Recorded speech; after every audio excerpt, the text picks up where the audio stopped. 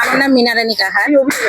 আমার অভিযোগ যে আমাদের এই যে পুকুরটা আছে, পুকুরটা ভরার আগে বলা হয়েছিল যে পুকুরটা ভরতে না করা হয়েছিল, কিন্তু আমাদের পুরানো সরকার শোনেনি।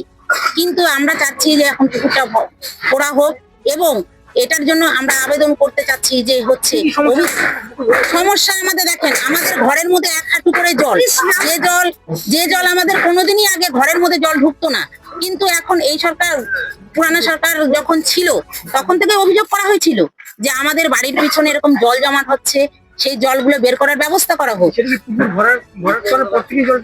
পুকুর ভরাট করার পর থেকে জমছে, প্লাস যে আমাদের বাড়ির পিছনে যে জায়গাগুলো আছে, পিছনে আরো পিছনের দিকে আমাদের আরো পুকুর ছিল, সেগুলো ভরাট করার পরে কিন্তু জল যাওয়ার কোনো জায়গা নেই। আমাদের নতুন সরকারের কাছে অভিযোগ যে তারা অনুযায়ী একটু দেখুক, দেখে এর সমস্যার সমাধানটা করুক। আমাদের তৃণমূলের ইসেকে জানানো হয়েছিল, বান্টিকে জানানো হয়েছিল যে জলটা বার করার ব্যবস্থা করুক। তখন কোনো ব্যবস্থা নেয়নি। মহিলা সবাই বলতেছে খুব গরম লাগতেছে, কোনো কাজও হলো না, বাচ্চাগুলা সব ঘোরাঘুরি করতেছে, পোকা মাকড় উঠতেছে, বিভিন্ন লোক রাত্রিবেলাকে ঢুকতেছে, কেউ দেখতে পাচ্ছে না। সেই জন্য এই ভিতরে সব লোক আসে, রাস্তার মধ্যে আসে, রাত্রিবেলা কেউ দেখতে পায় না, ওই জন্য সবাই বলছে ভাঙবো। বৃষ্টির জল যে সংসে জল হচ্ছে, পিছনের জল, সংসের জল, এই যে জল ঢুকছে, এই জলটা এখন পোকা মাকড় সব ভিতরে ঢুকছে না। পুকুর বেলা সঙ্গত কিনা এই প্রশ্নটারই প্রথমে আমি বলবো যে এটা পুকুর, এটা ঐতিহাসিক ভাবে পুকুর। আমাদের জন্ম থেকে আমরা এই পুকুরটাকে দেখে এসেছি। এই পুকুরটা এই এলাকার মানুষের ঐতিহ্যের সঙ্গে জড়িত পুকুর। পরবর্তীকালে আইনের নানা রকম ফাঁক ফোকরের অজুহাত দিয়ে সুযোগ নিয়ে এই পুকুরকে ভরাট করা হয়েছে। এই পুকুর এবং সংলগ্ন জলাভূমিগুলো ভরাট করার ফলে মানুষ অবর্ণনীয় দুর্দশায় পড়েছে। ফলে মানুষের এই বিক্ষোভ সংগত। মানুষ স্বভাবতই নিজের ঘরে জল যদি ঢুকে যায়, একটা পুকুর ভরাট করা মানে হচ্ছে বাস্তুতন্ত্রের সর্বনাশ ঘটানো, তার সঙ্গে মানুষ নিজের বাড়িতে অবর্ণনীয় দুর্দশায় পড়ছে। রাস্তায় হাঁটু জল, ঘরে হাঁটু জল, এরকম অবর্ণনীয় দুর্দশার কারণে মানুষ স্বতঃস্ফূর্তভাবে এই বিক্ষোভ দেখিয়েছে। না, আইনকে হাতে তুলে নেওয়ার প্রশ্ন নেই, কারণ এরা বারংবার আবেদন করেছে, বারংবার প্রশাসনকে আবেদন করেছে। প্রশাসনের উচিত এদের আবেদনে সাড়া দেওয়া। ফলে আমি এই বিক্ষোভকে সমর্থন করি।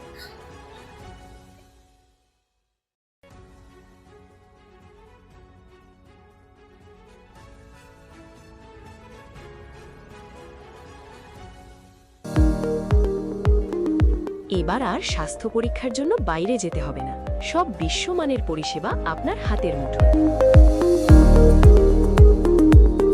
এক ছাদের নিচে পলিক্লিনিক, ডায়াগনস্টিক ও এক্সপার্ট কেয়ার। অপোলো হসপিটালসের কলকাতা, বেঙ্গালুরু, চেন্নাইয়ের বিশেষজ্ঞ ডাক্তারদের সাথে সব জটিল সমস্যার সমাধান।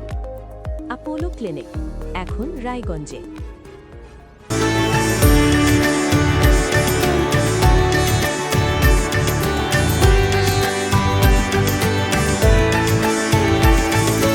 हमें अपनी बारीक कारीगरी से सजाने के लिए शुक्रिया। बारीक कारीगरी की रीत जो बनाए सोने को सेनको खुशियों की रीत। আপনার জীবনের সমস্ত প্রতিকূল পরিস্থিতির অবসান ঘটাতে আজই আসুন স্বর্গীয় জ্যোতিষ গবেষক ও তন্ত্র সাধক অলোক কর্মকারের সুযোগ্য পুত্র ও একমাত্র শিষ্য সঞ্জয়ের কাছে, যিনি আসাম বঙ্গীয় জ্যোতিষ ও তন্ত্র সোসাইটি দ্বারা জ্যোতিষ রত্ন উপাধিতে সম্মানিত। তাই আজই আসুন বংশানুক্রমিক ও সুদক্ষ জ্যোতিষ প্রতিষ্ঠানে। Shishu Mangal child development centre and research institute. এখানে রয়েছেন developmental paediatrician doctor Nilanjan Mukherjee. সমস্ত রকম ভ্যাকসিনেশন কিন্তু তিনি নিজে হাতে করেন। এছাড়া রয়েছে নেবুলাইজেশনের ব্যবস্থা। সবচেয়ে বড় কথা, আপনার শিশু যদি জেদ করছে, রাগ করছে, মন খারাপ করছে, সাইকোলজিস্টের পরামর্শ চাইতে এলে আপনাকে আসতেই হবে শিশু মঙ্গলে। রাত হোক বা দিন, নিউরো এমার্জেন্সি সময় দেখে আসে না। হঠাৎ মাথায় আঘাত, স্ট্রোক বা অচেতন হয়ে যাওয়া, প্রতিটি মুহূর্তই অমূল্য, কারণ এখানে সময়ই সবচেয়ে বড় চিকিৎসা। এবার রায়গঞ্জেই উপলব্ধ অ্যাডভান্সড নিউরোসার্জারি সুবিধা। দক্ষ নিউরোসার্জন ও আধুনিক প্রযুক্তির সহায়তায় 24x7 জরুরি পরিষেবা। সঠিক সময়ে সঠিক চিকিৎসা ফিরিয়ে দিতে পারে স্বাভাবিক জীবন। জীবনরেখা হসপিটাল, অ্যাডভান্সড নিউরো কেয়ার। আপনার পরিবারের সুস্বাস্থ্যের ঠিকানা। Spectrum healthcare diagnostics. এখানে প্রতিদিন বিভিন্ন ডাক্তার ও প্রতি মাসে হায়দ্রাবাদের বিভিন্ন অভিজ্ঞ ডাক্তার বসেন। 3D 4D আল্ট্রাসোনোগ্রাফি ও অন্যান্য পরীক্ষা নিরীক্ষা সহ সব ধরনের রক্ত পরীক্ষা করা হয়। সব রকম ওষুধপত্র পাওয়া যায়। এছাড়া রক্ত পরীক্ষা করতে হোম সার্ভিসের ব্যবস্থা আছে। বিস্তারিত জানতে ফেসবুক ও ইনস্টাগ্রামে আমাদের পেজ ফলো করুন।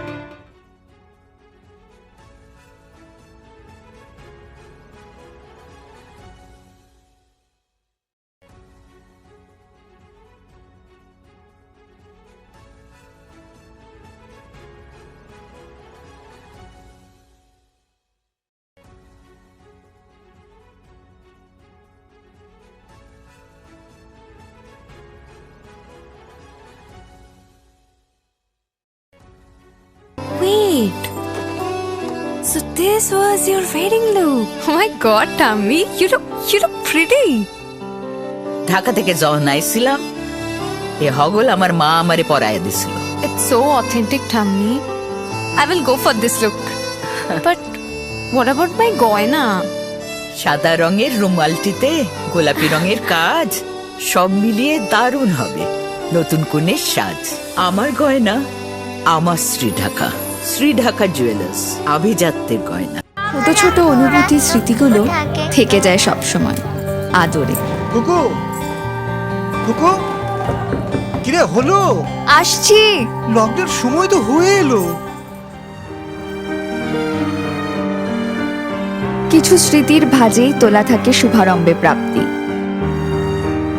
50 বছরের অভিজ্ঞতায় আগ্নেশ্বর জুয়েলার্স, নিখুঁত গয়নার কারিগরি। Agneshwar jewellers, NS road, Raiganj.